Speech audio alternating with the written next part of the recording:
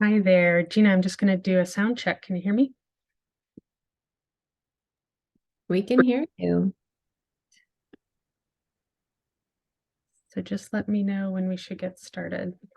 All right, people are joining us. So we are expecting about 500 people today. So we'll Wow. let everyone load in before you get started.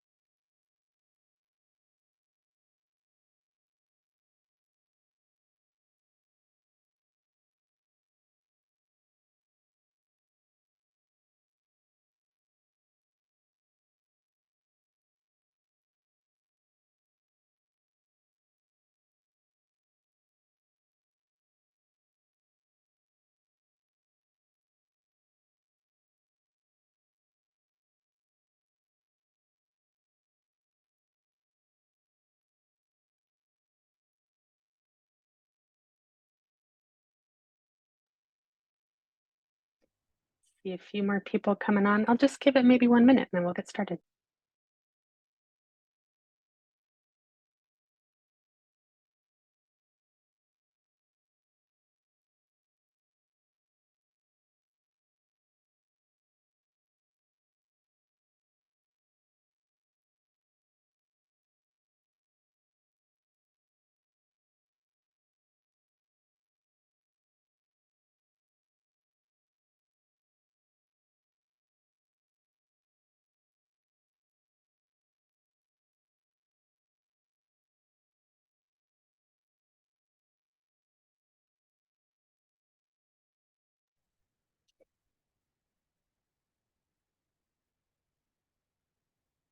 All right, we'll go ahead and get started. Just wanted to say thank you to everybody for being here today. I'm Holly Smith, and I am the project lead for the CMQCC Community Birth Partnership Initiative. And I would like to welcome you to the role of community birth in improving outcomes, insights, strategies, and tools for an integrated care continuum. Just going to go through a few housekeeping slides as we always do. All attendees are muted upon entry. Questions will be answered at the end of the webinar if time allows. Krista and I will also be returning questions in the chat, and the ones we can't get to, perhaps there will be time at the end for panelists to answer. The webinar is recorded and will be available to you at some point in 3 to 7 business days on the CMQCC website. And the slides will also be available for free download at cmqcc.org. You are also welcome to use any of the slides provided for educational purposes, but if you modify or add a slide, please substitute your own institutional logo and do not use the CMQCC logo for those slides. And we welcome your feedback and recommendations for improving the slide set. As we always say, this slide set is considered an educational resource, but of course does not define the standard of care in California or elsewhere. So readers are advised to adapt the guidelines and resources based on their own facility's level of care and patient population served, and are also advised to not rely solely on the guidelines presented here. In order to receive continuing education contact hours for nurses for this webinar, please complete the evaluation via the link, which will be sent to you 24 hours after this webinar is completed. And you must be in attendance on the webinar for a minimum of 50 minutes for a contact hour to be awarded. This is our inclusive language notice. Currently recognized identifiers such as birthing people, mother, maternal, they, them, she, her, and pregnancy capable person are used in reference to a person who is pregnant or has given birth. And we recognize that not all people who become pregnant and give birth identify as mothers or women, and we will use the above recognized terms interchangeably to represent all those present in this space receiving care for pregnancy services.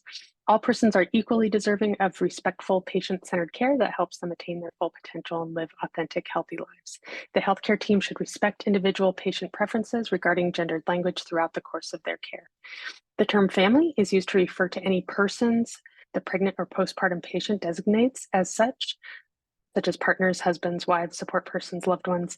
The term clinician is used to denote nursing and medical staff, whereas the term provider refers to the clinician with diagnosing and prescribing authority. We have a wonderful group of presenters and panelists today. And I am going to go ahead and read the bios for the presenters first. And once we get to the panelist discussion will be after our core content. Once we get to the panelists, I will read their bios for you as well. Silke Akerson will be presenting first, and she is a home birth midwife and is currently the newly minted managing director of the Oregon Perinatal Collaborative, which is our sister perinatal collaborative to the north. She was previously the executive director of the Oregon Midwifery Council. Her work is focused on quality improvement in maternal and infant health, advocacy for increased access to midwifery care, and professional development for midwives. She is a leader in quality improvement in community birth and consults with state and national organizations working in this area, including the upcoming AIM bundle, which we'll talk about a little bit later. She leads the Community Birth Transfer Partnership, a statewide transfer improvement initiative within the Oregon Perinatal Collaborative. She has been in home birth practice for 23 years. Silke holds a Master of Public Health degree from OHSU PSU School of Public Health and a bachelor's degree in women's health. She graduated from Maternidad La Luz Midwifery School and is a certified professional midwife. After Silke, we'll hear from Blair Dudley. Blair Dudley is Director of Transform Maternity at Purchaser Business Group on Health, or PBGH, and leads the strategic development and implementation of PBGH's work to improve maternal care and outcomes. Prior to PBGH, Blair was the Analytics and Ambulatory Quality Manager of Population Health at UCSF, where she focused on key strategic initiatives such as the Prime Medi-Cal 2020 waiver, Medicare Shared Savings Program, commercial ACO contracts, and the Clinically Integrated Network. In her role as the Transform Maternity Care Director, she has directed and amplified many projects that promote high-value care delivery through midwifery and birth center care, including the recent hospital guide to implementing the freestanding birth center model. PBGH has been a partner with CMQCC for many years, and our work is often aligned. And that is why Blair is here today to talk about their aligned projects. Blair holds an MPH in Health Policy and Management from Columbia and a BA in Politics and Bioethics from the University of Virginia. So I'm going to stop my share now and hand it over to Silke. Thanks, Silke.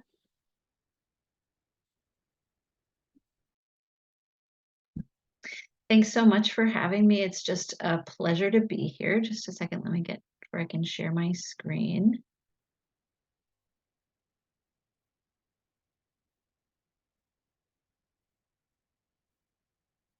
All right, can someone let me know if that's showing up appropriately? We see it. Yep, perfect. Okay, great. I'm just really happy to be here. I do some work with midwives and in California, and I love being here to talk about improving community birth transfers and working with community midwives to improve outcomes for everyone.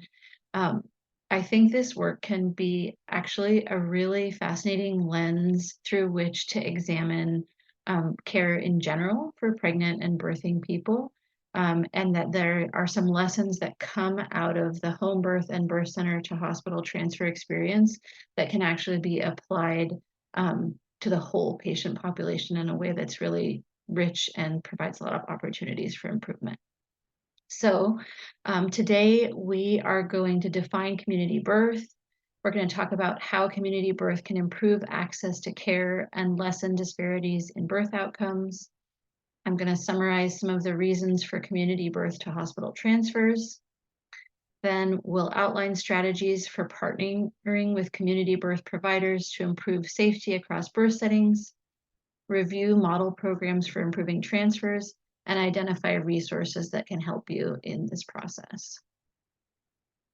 So first things first, the term that we use for planned home birth and freestanding birth center births is community birth. Sometimes people refer to this as out-of-hospital birth, but there's a really great article referenced here about why we choose the name community birth. And a huge part of that is that we don't want to define community birth as something that it's not, as not hospital birth, but as what it is. And community birth is becoming more common all across the US and in California. Currently 1.34% of births in California and 2% of births in the US nationally are planned community births. And there's been significant increase in that percentage during the COVID-19 pandemic. And in not published data yet, but in conversations with the people who look at this data nationally, it looks like that trend has held more recently as well. So I wanted to just kind of orient us to why people choose community birth. And people choose community birth for a whole range of reasons, just as wide a range of reasons as people choose hospital birth. Folks might have a desire for natural or unmedicated birth. They might be seeking individualized relationship-based care or direct access or continuity of care with a provider. For example, in my home birth practice, my clients know that anytime in the entire pregnancy, if they call the practice number, they're going to talk to me or my midwifery partner. People may choose a community birth out of a desire to avoid cesarean section or other interventions, knowing that the rate of cesarean section and other interventions is much, much lower. People might choose a community birth because they've had negative experiences in the hospital, or family members have had negative experiences in the hospital, or they have fear. People choose community birth because it is grounded in the autonomy of the birthing person and a model of full informed choice about pregnancy and birth decisions. And people choose community birth for religious or cultural reasons, and probably so many more reasons than that, but that's just kind of like a basic grounding in some of the reasons why people choose community birth. There's often this question from hospital staff and providers and people in the general public about whether community birth is safe.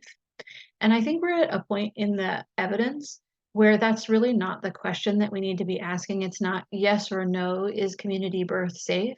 It's how is community birth safe and when is community birth safe? Because we know from this large body of research in the US and in other countries that community birth with a trained midwife can be a safe option for healthy pregnant people experiencing low-risk pregnancies when midwives are able to practice to their full scope of care, when midwives are able to access smooth consultation, referral, and transfer, and when midwives are integrated into healthcare systems. And when those things are in place, we know that community birth can be safe for moms and birthing people, safe for babies, and lead to fewer cesarean sections and other interventions and higher rates of breastfeeding. So just that reframing over and over again, this comes from Melissa Cheney, who's a researcher at the Oregon State University. The reframing is not, is community birth safe, but how and when is community birth safe? Just for some basic background on community birth in California, in the most recent data that I could find with Holly's help, there were 4,975 planned community births in community births. We don't actually know whether they were planned or not in California in 2018. 27% of those were at birth centers. 66% of those were home births. It looks like there are currently 39 freestanding birth centers in California, but there's been a significant number of closures. 14 have closed since 2021, which is a decrease in over a quarter of the number of birth centers.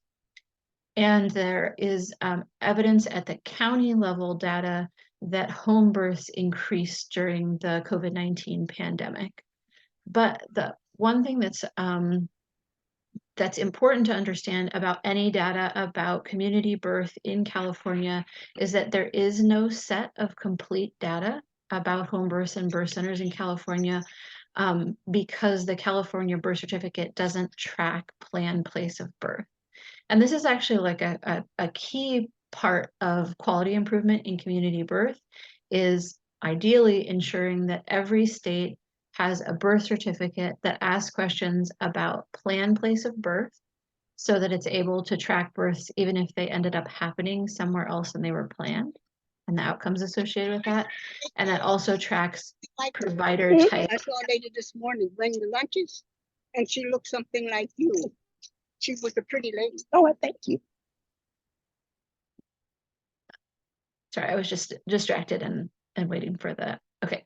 So, so there's just this one key piece of working on community birth improvement and collaboration, is that we really need data. And a really great first step is changing the birth certificate state by state or at the federal level. And Oregon has a model birth certificate that collects complete data so that we can see that whole picture. So some background information about midwives in California as well. There are a large number of certified nurse midwives in California. The data from 2019 from this report was an undercount. So all I can say is that there are more than 753 CNMs with active licenses as of 2019. And 890 CNMs enrolled in California Medicaid, and the nurse midwives attended 49,512 California births in 2017. The vast majority of those were hospital births, and there are 418 licensed midwives in California in 2019, and just 43 enrolled in California Medicaid, and that there were 2,908 births attended by licensed midwives in 2017.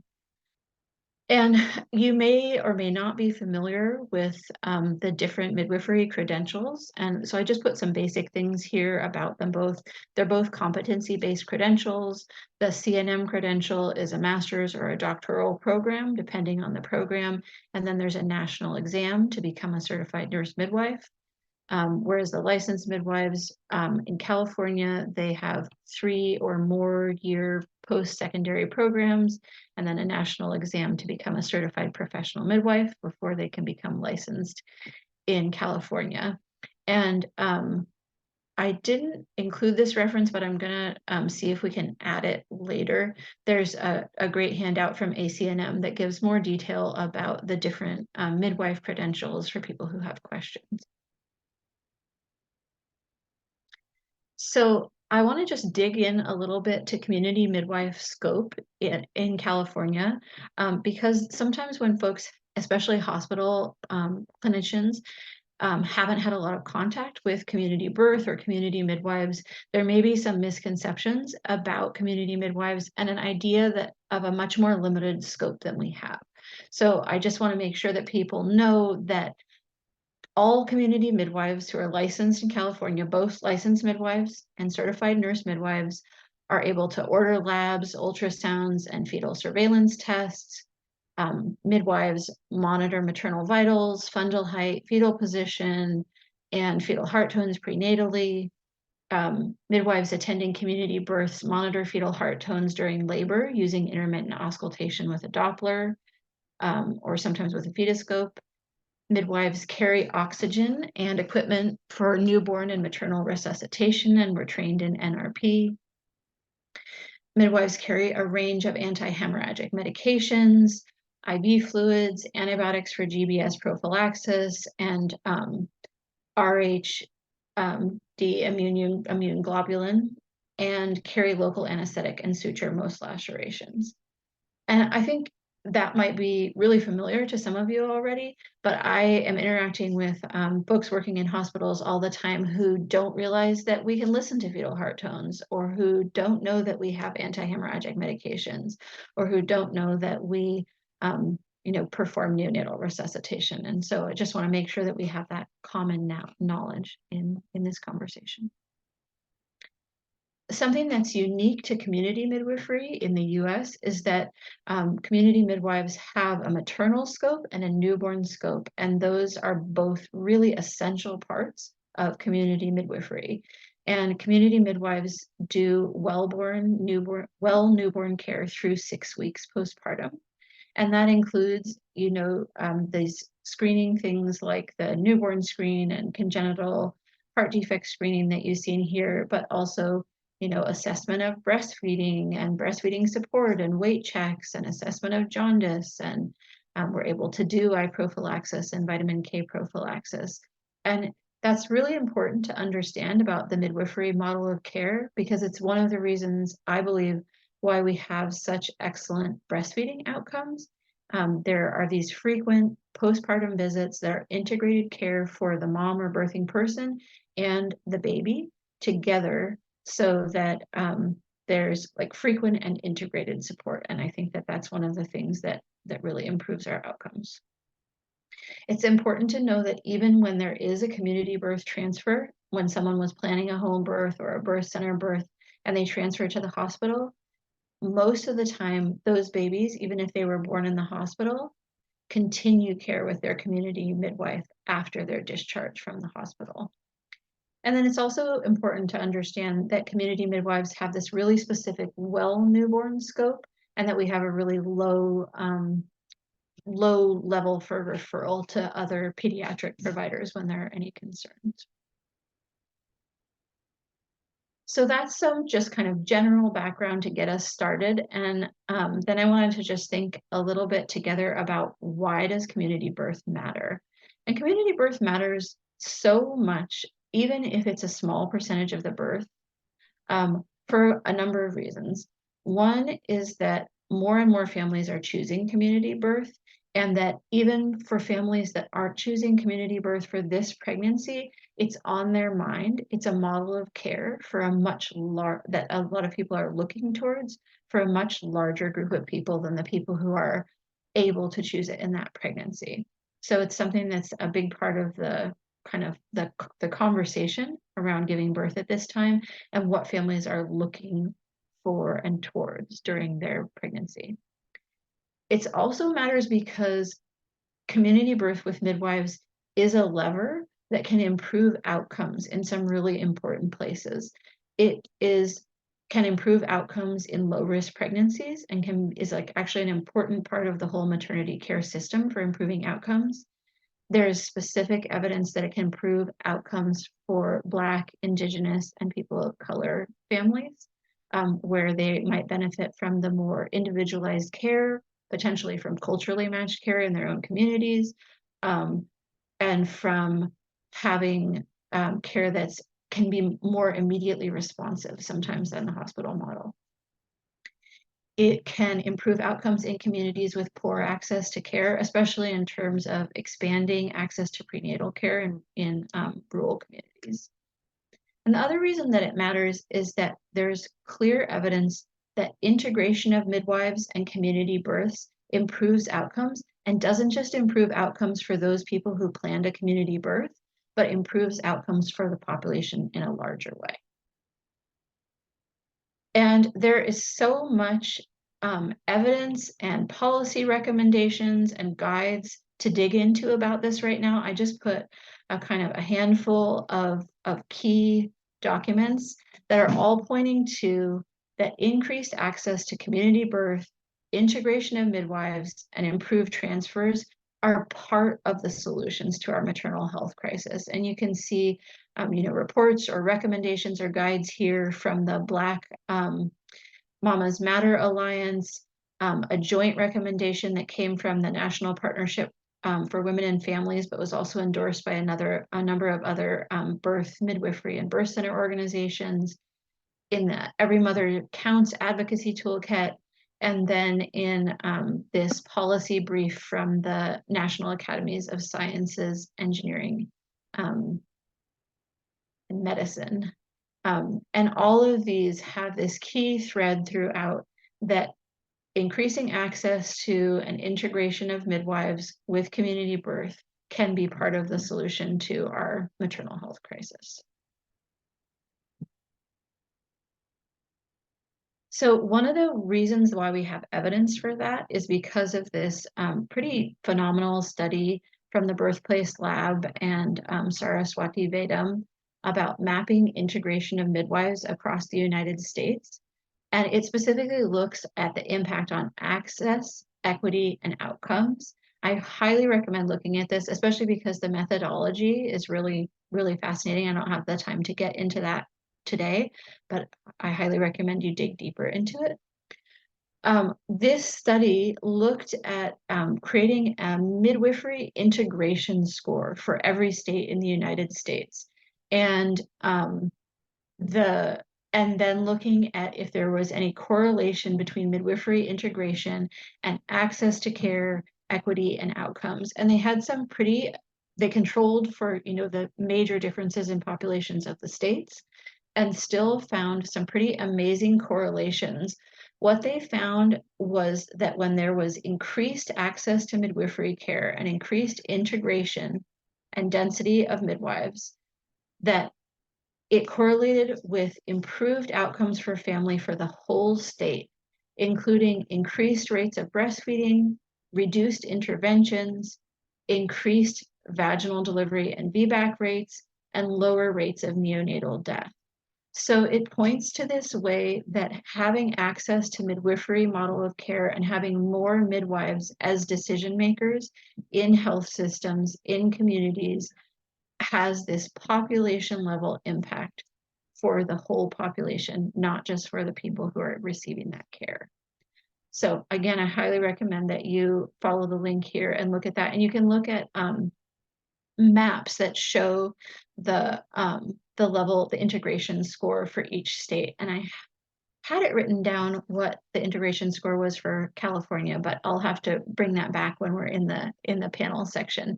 I remember that the highest integrated state is Washington, and that was still a score of, I believe, 61. So you can see that in the US, in terms of integration of midwives, even our most integrated states still have a long way to go. And I think California was in the 40s in terms of the integration score.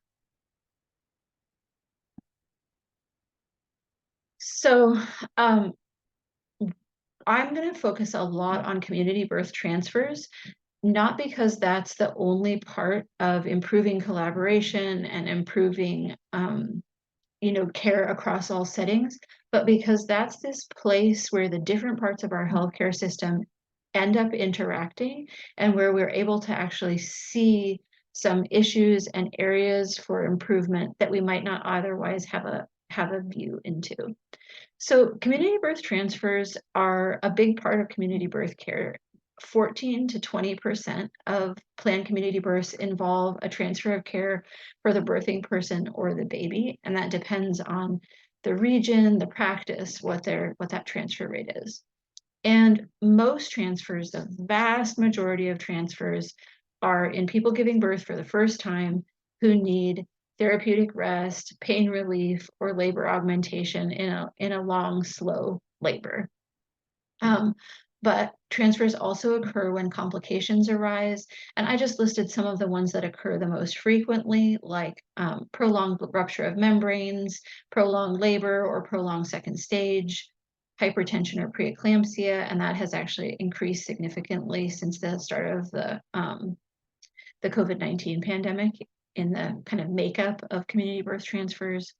Postpartum hemorrhage that isn't resolving rapidly enough with the tools that the midwives have in the home birth or birth center setting, and then newborn respiratory issues, although that's a much rarer transfer region. And emergent transfers are rare. Most transfers are happening in a private vehicle, and then much more rarely by ambulance. What we know is that smooth transfers, being able to rapidly, quickly, smoothly access care in a different setting, that is essential to good community birth outcomes. And we also know that there are, complex histories and barriers to that smooth transfer of care. When there aren't strong relationships, transfer improvement programs, a lot of contact between community midwife teams and hospital provider and nursing teams, there can be quite a bit of tension, misinformation, bias, fear that's generated. And there's this excellent research from Melissa Cheney about provider experiences of community birth transfers. And I think it's useful to acknowledge that as a starting point. And I'm just going to actually read these two quotes from two receiving physicians to get at when transfers are hard or when people have tension about receiving transfers, what that might look like, what that might, where that might come from. So this first provider said, the biggest fear is that something bad will happen to a mother or baby and you will have to carry that. During a transport, we get exposed to practices we're not comfortable with, like women declining antibiotics for group B strep, or not wanting a baby to have vitamin K administered. In our typical patient base, these things are declined relatively infrequently. What we're used to is what we're more comfortable with. It's scary to work outside our comfort zone. And the second provider said, it's true that few transports are emergencies, but what really frustrates me is what I would call mismanagement. The water's been broken for 3 days, or she's been dilated to 6 centimeters for 12 hours. That's not an emergency, but it's also not good care. Why gamble with high-risk situations? And so what you see here is that there can be some of this background of people having had transfers that they felt uncomfortable with, that they felt like there were, risks taken that were outside of their comfort zone, that they were experiencing things that they don't normally experience with their patient population. And also this thing of like, oh, I'm going to be left with whatever this outcome is. And something that's been really phenomenal for me in doing transfer improvement work is seeing how much hospital provider and community midwife contact can transform this. I have had some pretty transformative experiences of just realizing with empathy what the receiving providers who take my transfers are experiencing. If I have something start to get complicated, I experience a lot of relief sometimes in handing that care over to someone who has more experience with that complication or greater skills or tools for that complication. But I now have this empathy of realizing, when I'm handing that over to my obstetrician colleague, she's the end of the line. And she doesn't have a place to hand that patient off to, and she has to deal with whatever level of complication that's getting to. And it's been amazing to see community midwives and receiving providers have that contact where they can have empathy for each other's experiences and then be changed by that. And I don't have a slide for this, but I just want to say that community midwives also have this. I highly recommend reading this paper because community midwives also have these fears, tensions, and history of negative experiences that they may be bringing to community birth transfers. If you've been yelled at when you've brought in a client to a hospital for a transfer, or when you've been, shamed or belittled, or when you've been talked down to, you can develop some tension. Or when you've been excluded from conversations with your patient once your patient is transferred. There's all sorts of kind of build up that can happen there.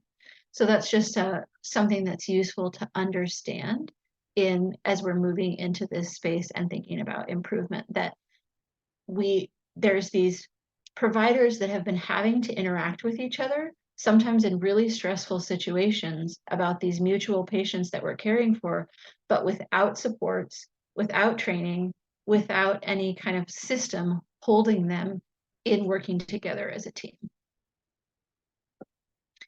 So I got ahead of myself and said a little bit of this slide, but some things that are really important to understand are that midwives, emergency medical services personnel, receiving providers, and nurses work as a care team during transfers whether we recognize that or not. We are experienced as a care team by our patients, and we need training and systems to support us in actually functioning as a team. We also know that midwives transfer sooner when they have good relationships and positive experiences with receiving hospital providers, and that improves outcomes.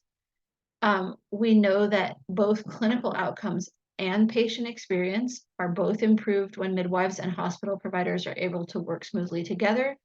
And we know that in California and the whole country currently, the reception of community birth transfers varies wildly between hospitals. In every state, there are some hospitals that have put work and effort into this, and community midwives that have reached out to hospitals, and they're in a friendly collegial space most of the time. And there are hospitals where a receiving provider is filing a complaint every time a community on a midwife's license, every time a community midwife transfers to that hospital, because they feel that level of hostility towards it. So it's a really varied environment that everyone is working in, and an improvement to transfers has to be tailored to that situation, to that local community, and to that hospital. So with that background, I want to step into next, how can we improve community birth transfers and collaboration? And we have a lot of resources, organizations, and guides supporting this work, supporting transfer improvement. One of the things that's supporting this is this ACOG committee opinion from 2017 that recognizes that each woman or birthing person has the right to make a medically informed decision about where she gives birth or they give birth. That key to improving community birth outcomes is that there needs to be access to safe and timely transfer to nearby hospitals, and that when someone transfers from a home birth or a birth center, they need to be received in a non-judgmental, welcoming way. So that's a great, just grounding support that we have in this work. Then we have just some incredible work that has been done starting in 2011, but throughout the years by the Home Birth Summit. These were summits of stakeholders, including midwives, physicians, nurses, consumers, researchers, and insurers and lawyers who met to improve the safety and accessibility of home birth. And out of these summits, there's a whole kind of package of best practice transfer guidelines that are essential to any state or local or hospital level work on improving community birth transfers. The guidelines include standardized maternal and newborn transfer forms, which are really useful for making sure that receiving providers have a summary of the key information that they need right away when they're in the handoff, because each, community midwives use different EHR platforms than hospitals for the most part, and also a lot of community midwives continue to use paper charts that are in different formats, and there's this real communication gap sometimes when receiving providers are having to try to sift through charts that are new to them each time they're receiving a community birth transfer to get the information that they need. And these transfer forms just have the key information that someone needs on a one page, so they have that ready to go, and then can, when they have more time, look in more depth through the record. The Home Birth Summit guidelines also have model practices for community midwives, especially focused on preparing clients for the possibility of transfer, and model practices for hospital providers and staff in terms of providing a warm welcome and respectful care, and then really important recommendations for quality improvement and policy changes.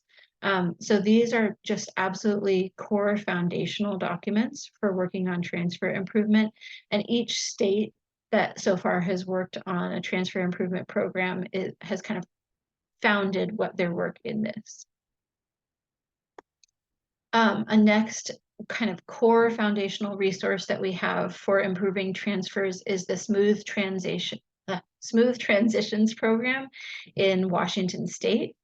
This was the first U.S. statewide transfer improvement program, and we're lucky to have Melissa Denmark from Smooth Transitions on the panel discussion today. It was created by the Washington State Perinatal Collaborative and the Midwives Association of Washington State, and it's now housed within the Foundation for Healthcare Quality. And it's the model program for other states. It's what our program in Oregon is based on, and it's based in, there's like a kind of umbrella of statewide coordination and facilitation of the efforts, but the majority of the work is hospital level transfer improvement committees that include hospital staff in all the different teams and community midwives that transfer to that hospital, who identify the priority areas for improvement in that community and work on those together.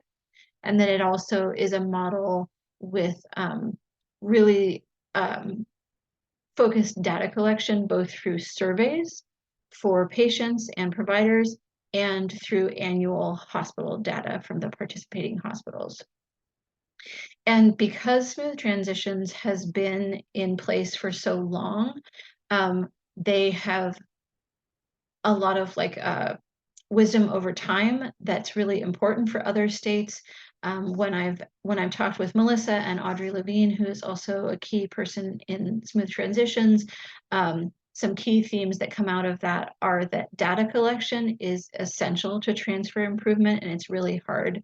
As you know from other quality improvement, it's hard to show improvement if you don't have data. That transfer improvement is a systems issue, not just an interpersonal provider relationship issue, and that we really need systems change and systems support to improve transfers.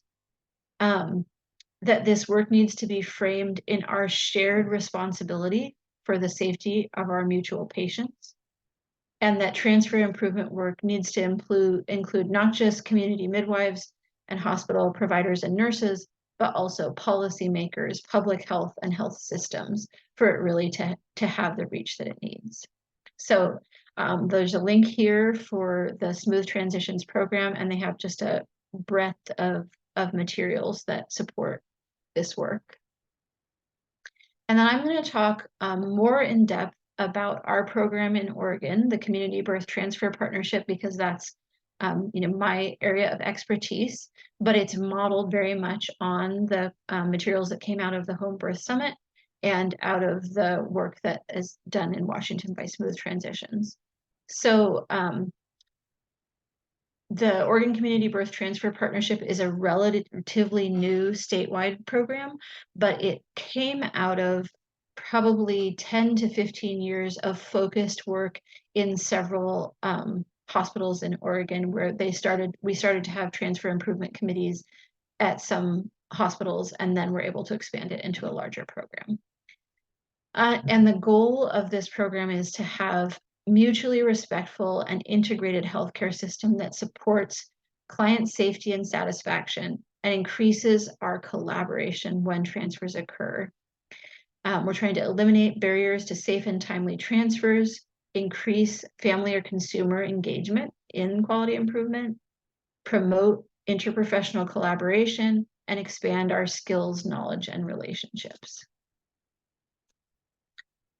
And our system works basically on the Smooth Transitions model. When hospitals are interested in joining, we host a transfer improvement presentation for that hospital, and that's usually myself as a community midwife presenter, and then an obstetrician colleague. So we're presenting already as a team, showing that collaboration in the presentation. And then if a hospital wants to move forward, they identify some clinician champions who are going to lead that work at the hospital.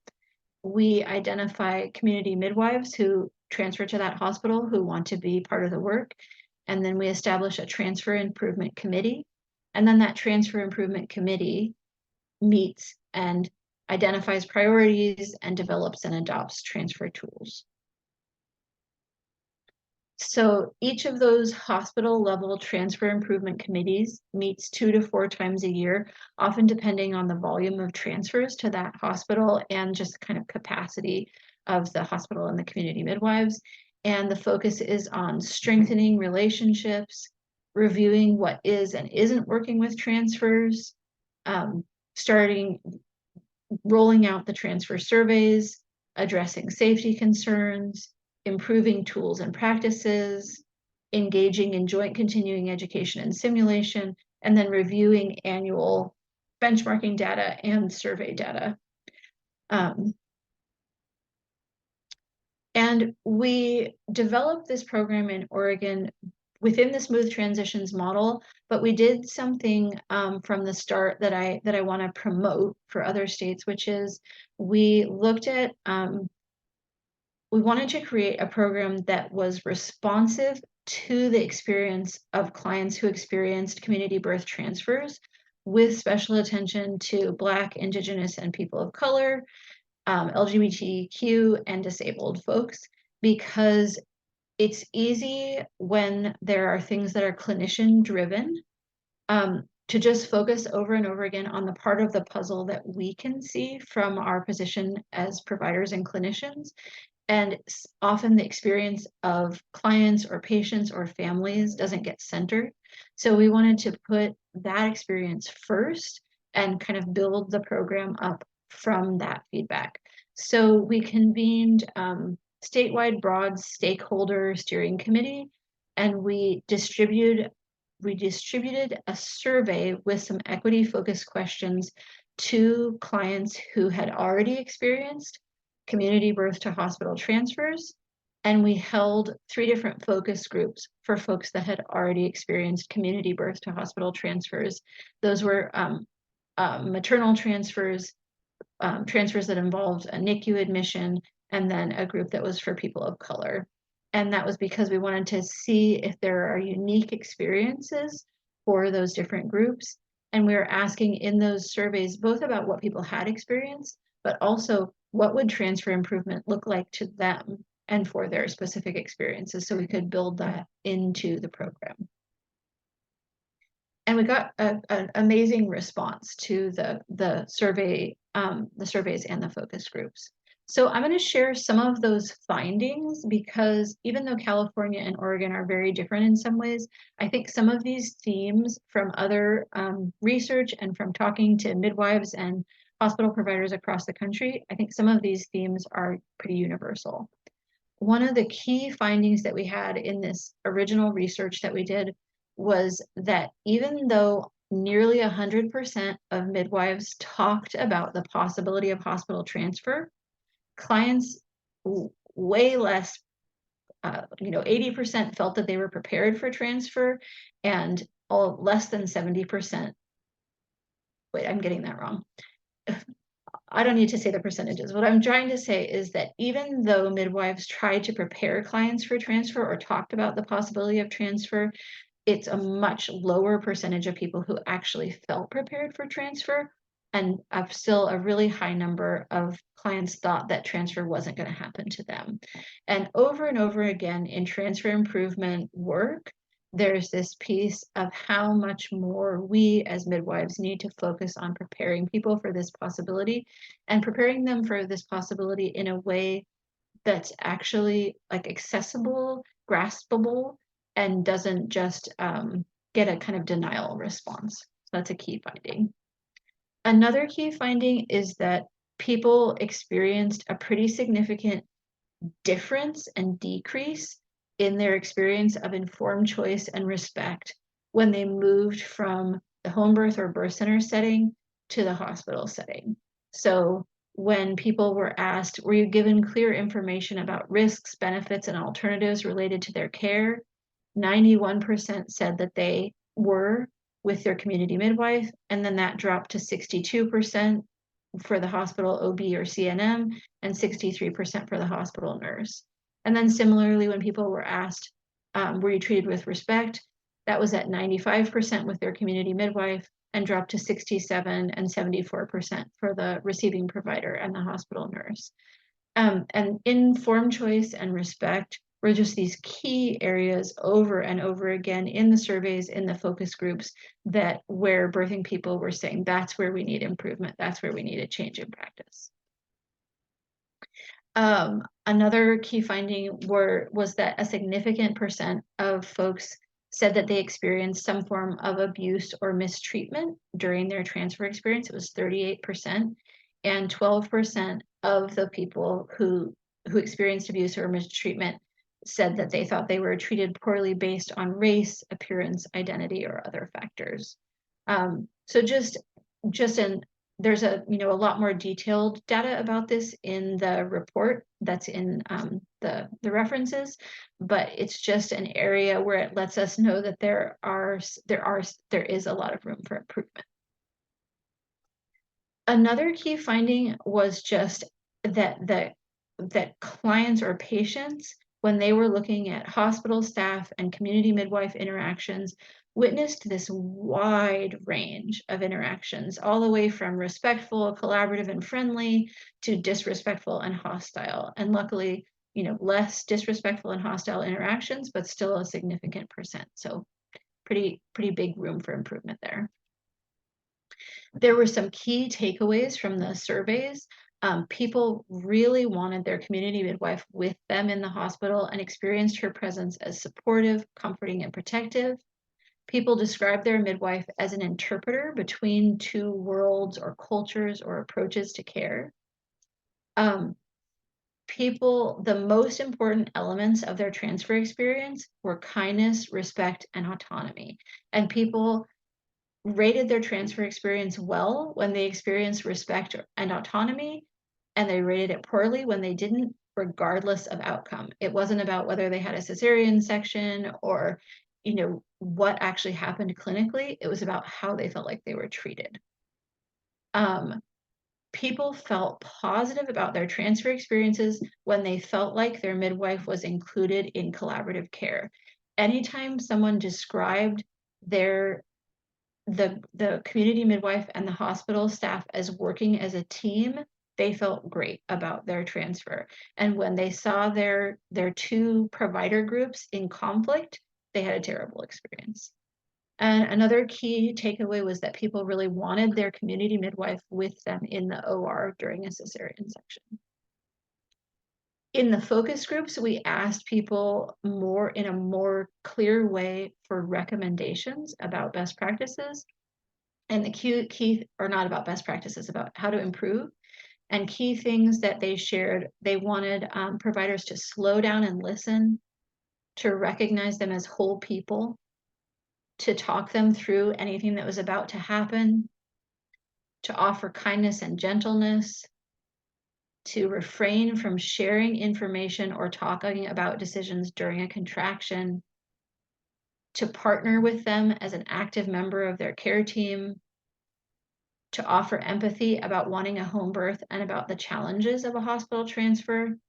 And this one came up a lot, to check in and answer questions after an emergency or a surgery, to come back and debrief. In the focus group for Black, Indigenous, and people of color who had experienced a home birth or a birth center to hospital transfer, there were some key points and key recommendations. People talked really clearly about the fear of giving birth in the hospital because of the experiences of Black individuals not being listened to or believed about their concerns in hospital care.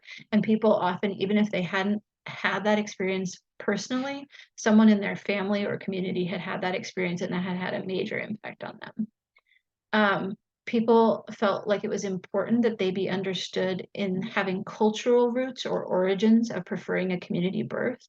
One participant said, "I think that the medical community, hospitals, and clinics specifically need to have an awareness that some people's preference for more like natural or low intervention birth is cultural and not just like some hippie new age movement, that it's actually a return to roots and actually very important on like a spiritual level for people." Folks said that they felt looked down upon for choosing an unsafe option in seeking community birth by hospital providers who didn't understand that the real fear of hospital care exists. And they also described a trust relationship with their midwives that they relied on in an unfamiliar or distressing situation. They again described their midwife as a translator, explaining things in language they understood. And when their community midwife had relationships with the hospital, they felt like that eased the experience of transfer. This is just another quote from the Black, Indigenous, and People of Color focus group. This person's, her direct request was, treat someone else how you want to be treated. Like I'm a human being, you are a human being. I'm capable of making decisions. You're capable of making decisions. We might have completely different beliefs and we might have completely different value systems. And like, that's fine. And that's something that, yes, I may believe something different, but that doesn't mean that my belief is wrong. And that doesn't mean that I'm any less than anybody else. So again, just this core value on respect and this core request for respect. So I just tried to sum up some of the most basic best practices for transfer improvement from all of these different resources.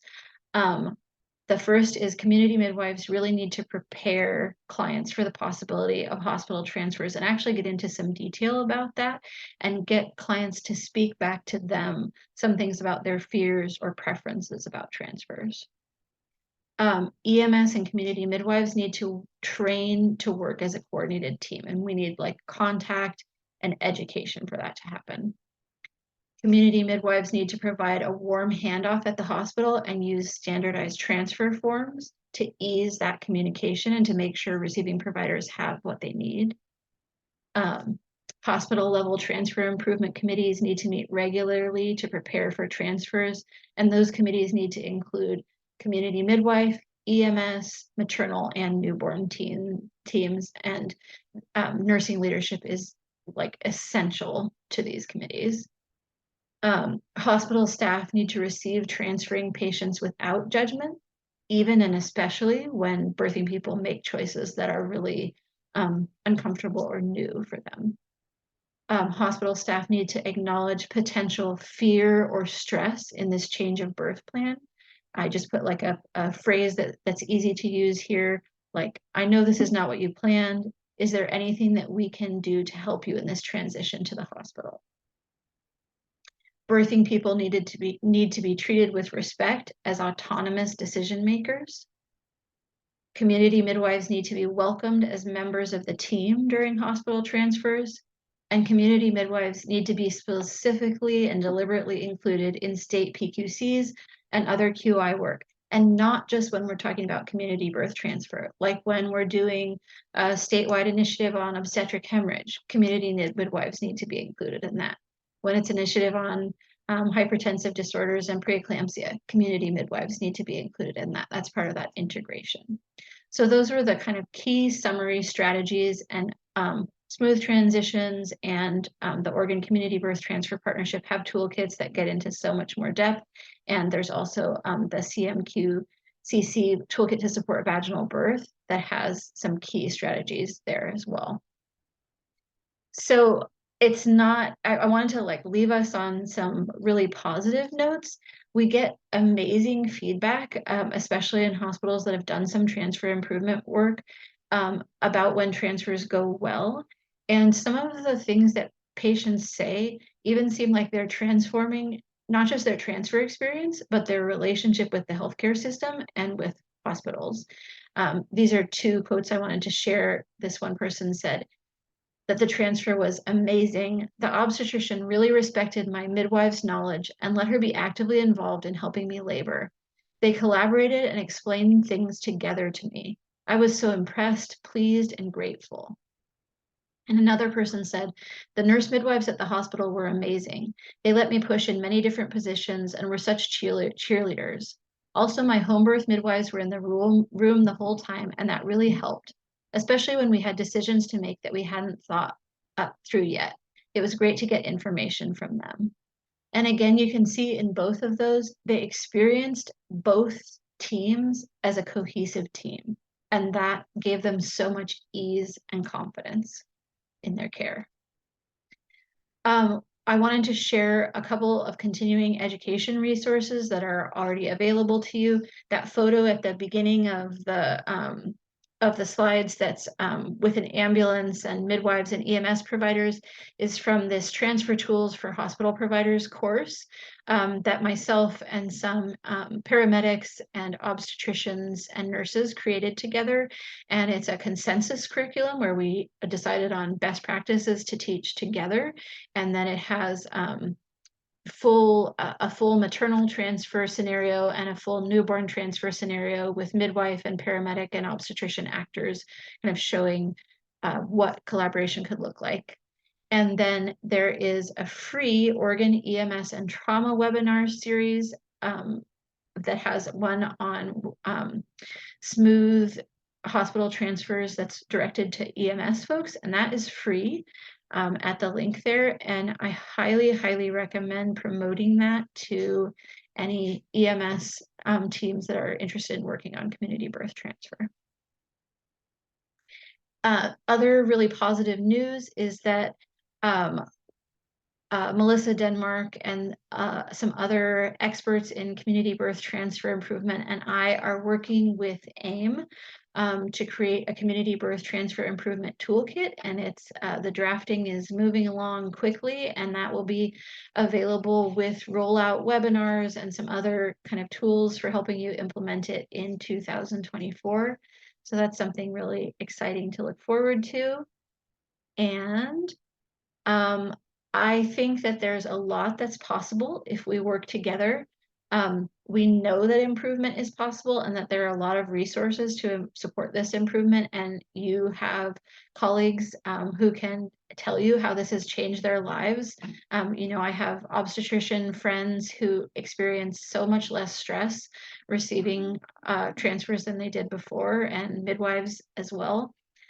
We know that integration of midwives improves outcomes for the whole state. We know that consulting and receiving physicians, nurse midwives, and nurses are important for safe community midwifery care. And we know that the practices and attitudes of receiving hospitals can impact outcomes and experiences of care.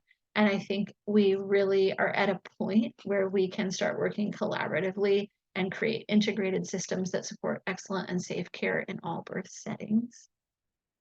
So thanks so much for letting me share all that. There is a references slide, I think, at the very end. And I'm going to stop sharing because I think you guys have to go back to sharing.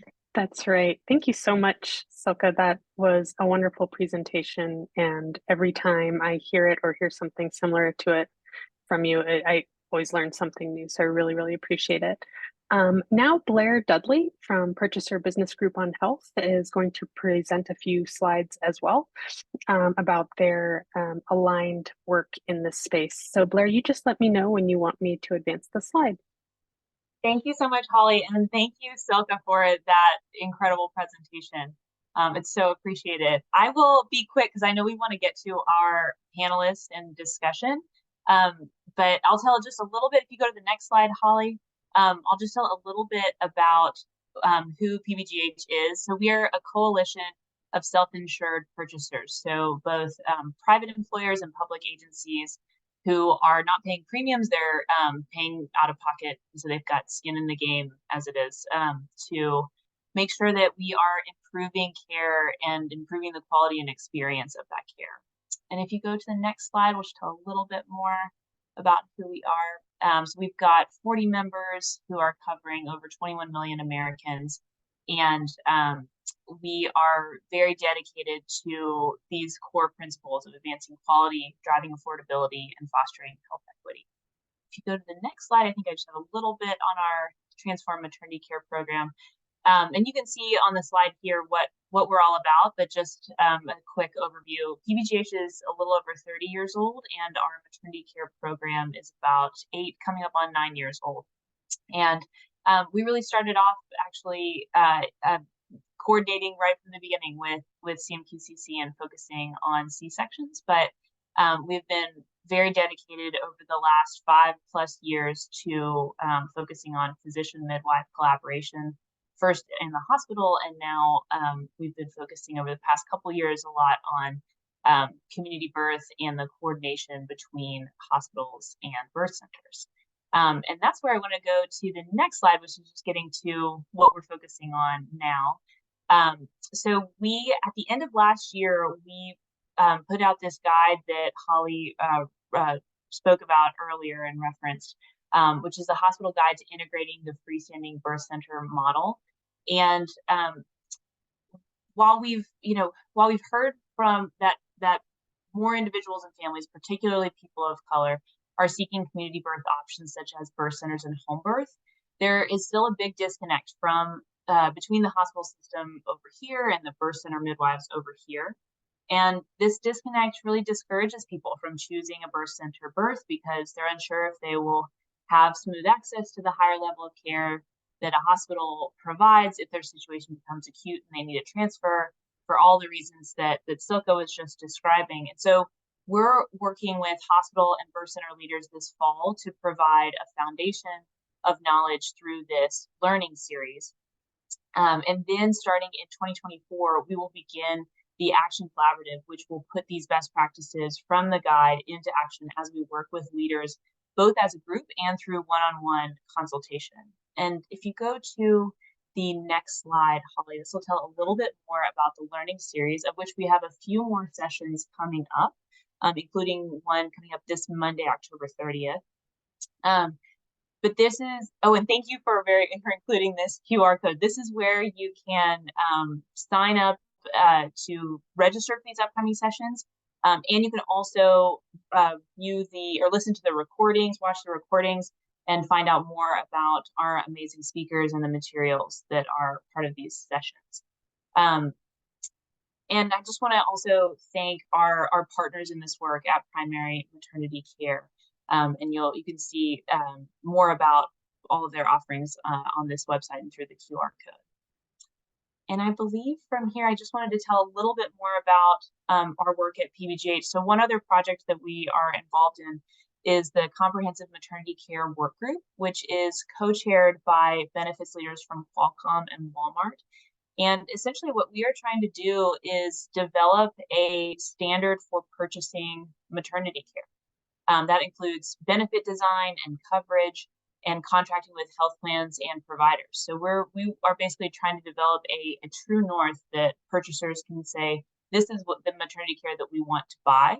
And it includes a set of priority maternity metrics, as well as this best practice benefit design and contract language. So more about that towards the end of this year. We'll be finalizing it and then releasing it for public viewing and use in Q1 of 2024. And I believe, oh, and here I just referenced our priority maternity measure set. I won't spend time on this since you'll have the slides after this presentation and want to get to the panelists. But this is an overview of the metrics that we selected with our purchasers and in collaboration with several folks on this call and several of our partners that have already been mentioned today. So thank you for letting me give you that pitch about our learning series and Action Collaborative. Please sign up. You can get credits for attending, and we're excited to have hospital leaders and birth center leaders attend and learn with us and implement these best practices together. Thank you. Thank you so much, Blair. I really appreciate that. In fact, we did have a question in the Q&A about how simply making these clinical changes is not enough to push this forward, and that there are multiple policy levers and purchaser levers that need to be pulled. So it's really awesome to see the work that's happening at PBGH to advance this. We appreciate it. And I am going to skip this slide, know that there are community birth transfer resources in the toolkit and on the CMQCC website.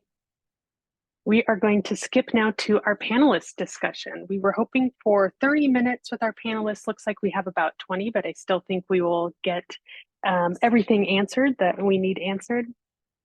First of all, I'm just going to do some quick introductions.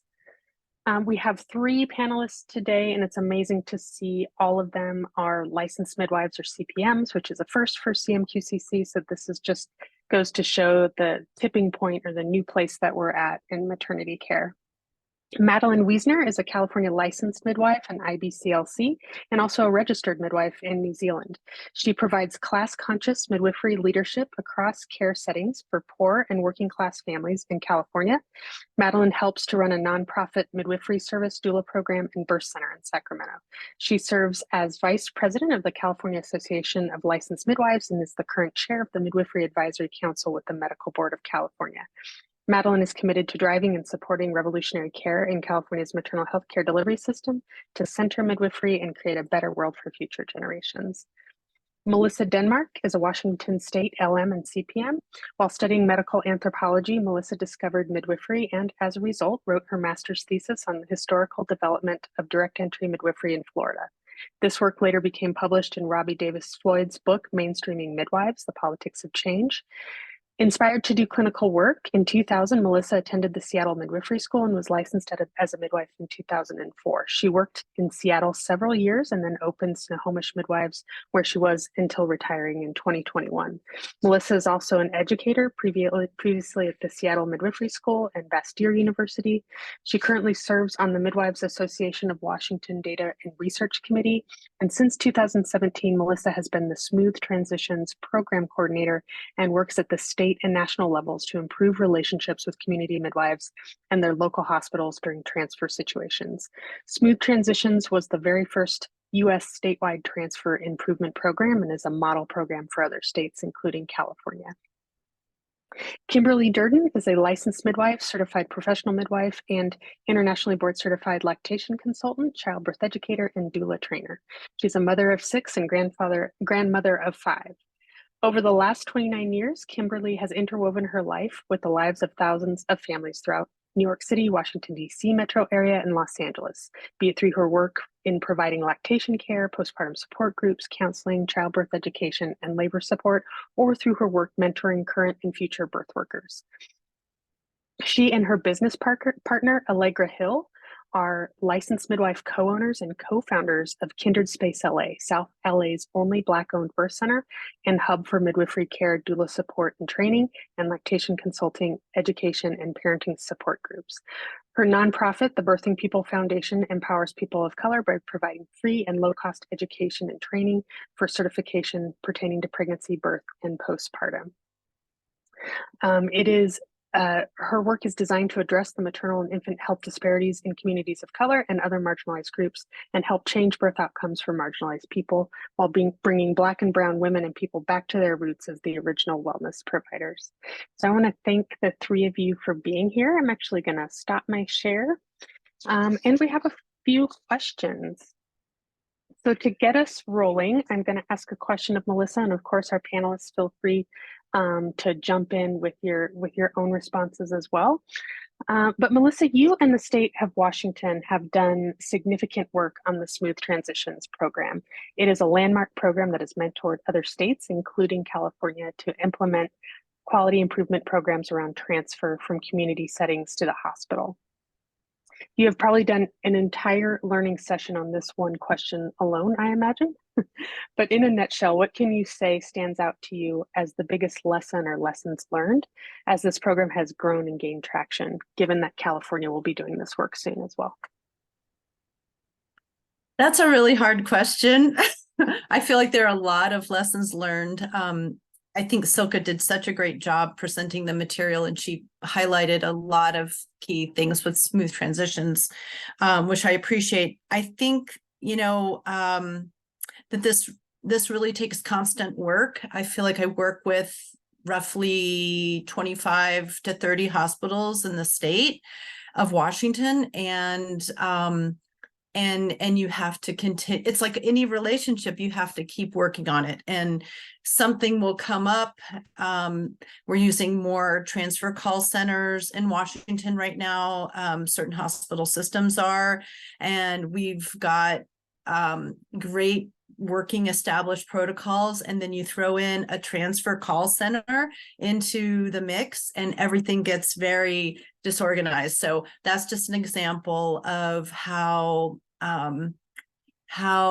there's so much change in the system that you have to keep having the meetings, getting the community midwives and the hospital staff and providers and EMS folks to keep problem solving together. It's like parenthood. I think sometimes you kind of create this space and you help create the tools and the relationship, but ultimately you want them to solve these problems themselves.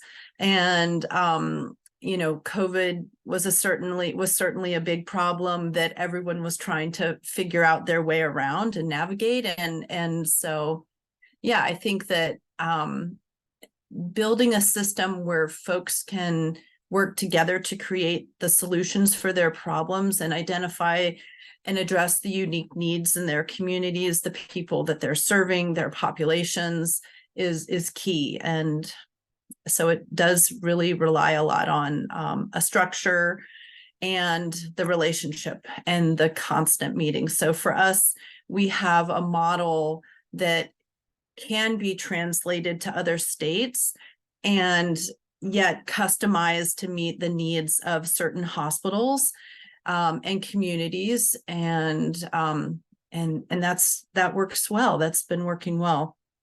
I think data is another thing that I know it was mentioned in Silke's presentation. To be able to really show the impact of your quality improvement efforts, that has been a struggle for us, and we've got great qualitative data, and now kind of pairing the qualitative data with the quantitative outcome specific kind of statistics level data is our next step. And that would have been great to have had from the beginning. But yes, pairing that qualitative and quantitative data together around transfer is going to be very valuable and powerful. Thanks for that. Yeah, so it sounds like in a nutshell, relationships are important, constant gardening, being able to pivot when you need to, and not giving up, which is what, Washington has just consistently worked on that. And then the data portion, of course. And I think California is well positioned to start thinking about that possibility, which is really a trust building mechanism as well, right? When folks can see what the outcomes really look like. Kimberly, Yeah. go ahead, Melissa, were you going to say something? Well, I was just going to add just one last piece, and that is just recognizing the importance of involving patients or clients in quality improvement wherever possible. I think it addresses a lot of the equity issues that we're seeing. And just wherever possible, bringing patients into the conversation, and not just bringing them in, but having them be part of solution finding, positions of power. Healthcare system needs to respond to their needs, and so they need to be included. That's it. Definitely. Thank you. Kimberly, I have a question for you. I want to talk a little bit about the impact or the potential negative consequences of not being able to create a relationship with a hospital. For example, when hospitals specifically refuse non-emergent transfers, or when you're allowed to transfer because of EMTALA rules, but you know that it will be a bad experience for the patient, or even when maternity units close, because as we know, this is happening left and right in California and all over the US, and the trickle down to community birth can happen when that occurs. So can you describe for non-community birth folks the kind of effect this has on people and outcomes? I'm thinking particularly about the situation in Los Angeles, which seems to have fewer and fewer transfer options. Right. Thank you, Holly. And this has been such an amazing presentation. Silke, thank you so much. And really, I learned so much again. And in terms of not having safe transfer options, it's pretty obvious, right? Like when we need to make a transfer, and as Silke mentioned in her presentation, as midwives, we often transfer earlier. We really try hard not to wait until something becomes an emergency situation.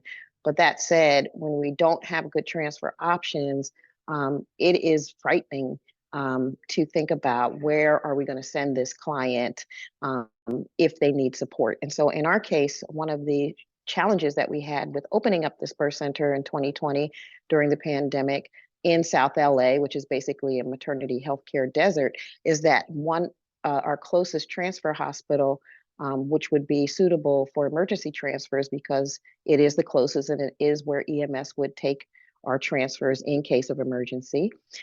So non-emergent transfers, we have options, but emergency transfers, we only had one option, and it was the least favorable option in our community, the least favorable option, probably one of the least favorable options in Los Angeles.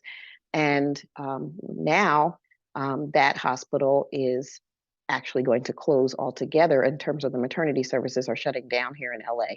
And in LA, we've actually have 3 maternity services, well, 2 maternity services that are shutting down. And one hospital that has shutting down its midwife-led maternity care services. And so having no good options for emergency transfers has led us to have to transfer people in emergencies. And unfortunately, they were the recipients of very poor care in terms of the respect and informed consent piece. I would say that I knew that my clients would likely get a resolution to the problem that we transferred them for, but I feared for what they were facing when they came into those doors. And our fears were realized when our clients would talk about their experiences at the hospitals that we did emergency transfers to. Huge disrespect, shaming for the clients choosing out of hospital birth, talking about individual clients' own medical history and exclaiming why they should have never tried an out of hospital birth in the first place, just on and on and on, and leaving our clients very traumatized from their experience.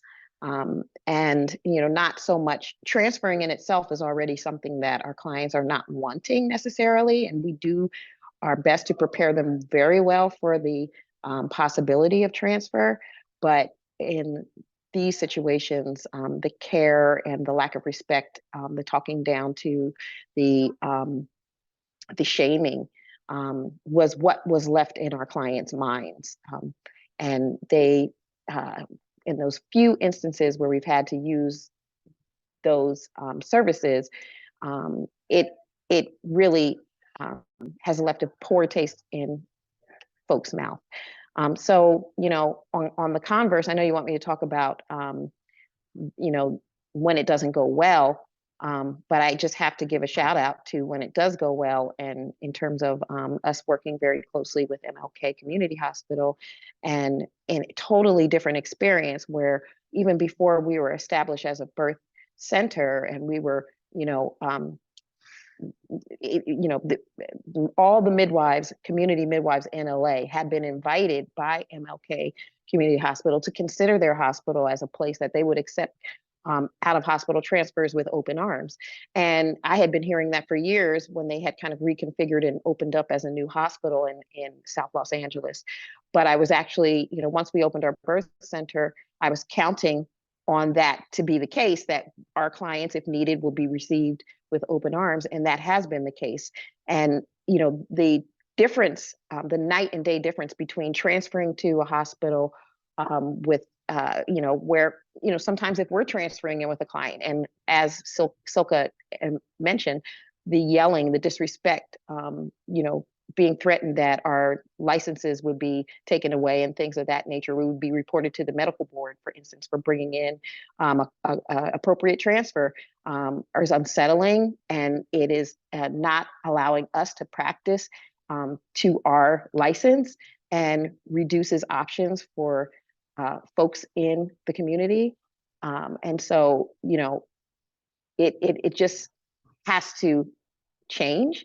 And I think with this type of action that we have with CMQCC and Purchasers Group on Health and Midwifery Learning Collaborative, that we are going to see these changes being made.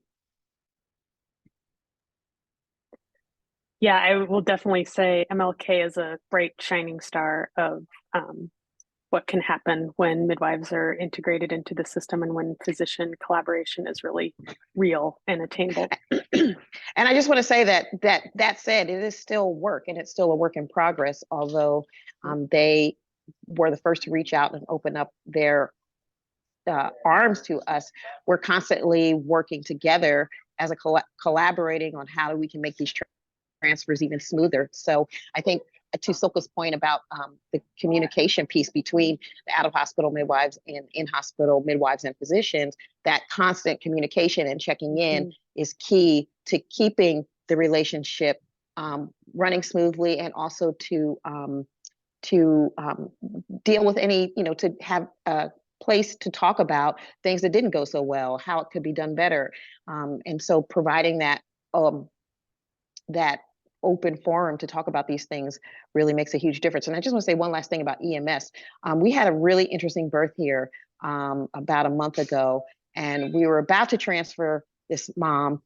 She was in second stage, and she had been prolonged pushing, and we were about to transfer her. We called EMS, and when they came in the door, the first thing I said to them is that you cannot take this mom to the nearest hospital. This, you have to, I've learned new ways to kind of try to guide EMS to MLK, which is our cherished hospital, and still only about 10 minutes away from us by ambulance. And and while EMS was there, the mom actually the baby's head was starting to crown. And so we decided to stay and catch this baby.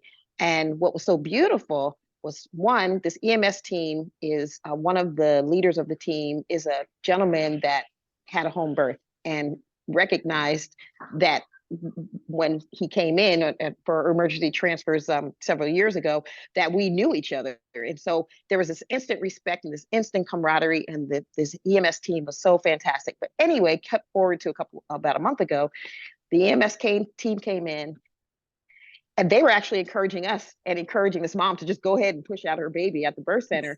And they stayed, they supported us. They almost formed like a human shield around this mom and us as we did our work, and they were available for anything we needed. This mom had a terrible needle phobia, and she also sustained a postpartum hemorrhage, and so we needed to get an IV in her. And while I was working on her hemorrhage situation, I asked EMS if they wouldn't mind putting in an IV for her, and they did immediately. And it was amazing because the mom, who was so scared of IVs, never felt it going in. They stayed, they supported us. And then when it was all said and done, mom was stable, baby was great. They thanked us for that experience. They said, thank you for letting us have that experience with you. And I just felt like this is marvelous. Like, this is how we can work together. And I have a fantastic photograph that the doula took of the EMS guys standing around like angels as this mom completed her birth process. And I'll share it with y'all, but it was stellar. And it was just a proof of how things can work so well if we get on the same page for our clients. That's right. That sounds like true collaboration. That's the goal. That's a really awesome story. And actually a nice segue into my question for Madeleine. Madeleine, I know you've been working for a long time in the Sacramento area, and you've been really striving to make transfer a better process for folks. And a lot of times we focus on those poor transfers, or the emergency ones that folks tend to call train wrecks, or other terms. But can you give an example of a successful transfer, whatever that means to you or whatever you have in mind, and the key points that stand out to you that made it a success, whether it be an emergency one or non-emergency transfer? Yeah, absolutely. We recently had a lovely family give birth. This gal was a repeat client. Her 5-year-old, we also attended that guy's birth. And so we had this big, happy family, lovely home birth, surrounded by people who we've known for years, right? Same birth team. Really good rapport, I guess is what I'm saying. And she had a retained placenta with some pretty hairy bleeding with it. And we had a conversation, of course, where she, I recommended going in because this is not something that will resolve itself outside of a hospital, and we had time to negotiate. We had time to talk about what happens if we stay home and what happens if we go in. And, unfortunately, most of my experiences transferring here are very poor. And so we had time to kind of talk up what could happen when we arrive and how long it might take. So we're being really proactive right now.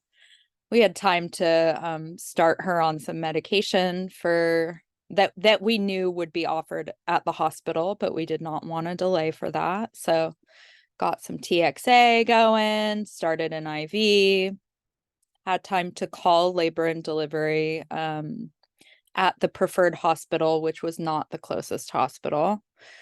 And they were like, "What? You've done all of this stuff already? Okay, that's great. Then we don't have to scramble to do that." So when we arrived, or before we arrived, I got to speak with the receiving physician and have like kind of a three-way conversation between me, her, the client, the client's 5-year-old who had an opinion, the newborn who was well.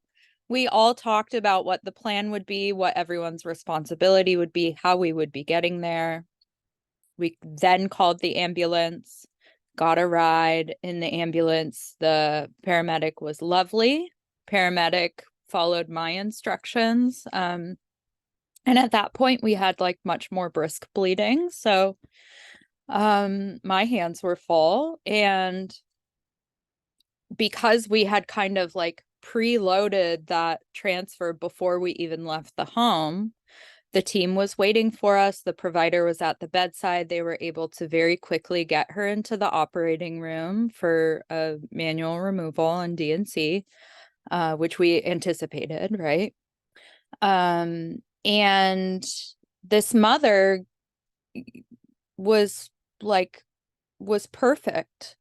2 hours later, completely fine, doing great. And so we were able to, talk with the provider about like, if she were to stay here, what would happen, and could she go home and be monitored at home where she would prefer to be and where she would feel the most safe. And that shook out totally great. They told us that they would be observing her vitals and running a CBC every 8 hours. And guess what? We could do that. So we went home, tucked her into bed, monitored her very closely for sepsis and for, the drama that can come with a retained placenta. But she ended up being really, really satisfied with the care that she got because it was limited to what she consented to. And because it was limited to the absolute minimum that she found to be acceptable. And I think that that's a very common experience for our clients who would prefer not to be in a hospital. If they have to go, they would prefer to be there as briefly as possible and as briefly as is safe. And that really requires a lot of conversation with the receiving providers. It requires a respectful hand back of care as soon as the client's condition returns to our scope of practice or returns to something that we can continue to monitor in collaboration with another provider, should it be necessary. But it was really cool. It was a really great time. And really strange because that's not normally a hospital that we have glowing things to say about, but the team was perfect. The stars aligned. So that's actually a wonderful story that that really kind of pulls it all together. Respect for the patient, as well as your skill, as well as the return back afterwards. I think a lot of people might not realize what can be done in both the home or birth center setting. So I really appreciate everybody. We are past time, so we have to go. I can't even show you the rest of my slides that we had for future updates and webinars, but you can get that in the slide deck Thanks so much to our panelists and presenters today. Take care, everybody. Thanks, Holly. Thanks, Holly.